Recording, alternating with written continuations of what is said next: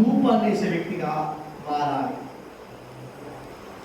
ఈ ధూపాన్ని వేసే వ్యక్తిగా ఎవరైతే మారుతారో వారి జీవితంలో ఎన్నడూ చూడలేని గొప్ప కార్యాలు వాళ్ళు చేయగలుగుతారు. ఆమె మనం ఏమంటామంటే ప్రార్థన, దీని ప్రార్థన.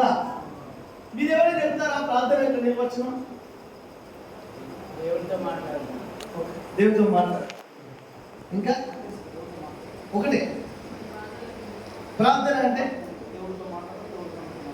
దేవుడు మనతో మాట్లాడు, దేవుడు మనతో. ప్రార్థన అంటే ఇంకేంటి?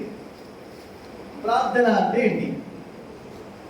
ధూపవేదిక అంటే ప్రతి క్రిస్టియన్ లీడర్షిప్ షుడ్ హ్యావ్ ఏమంటారంటే ఫౌండేషన్ ఏంటంటే ధూపవేదిక కావాలి, ప్రార్థనా జీవితం కావాలి.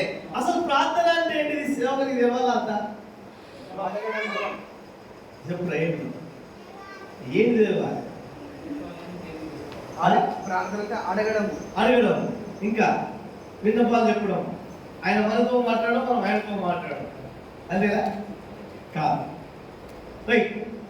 ఈ ప్రార్థనలో ఒక 5 విషయాలు చెప్తాను.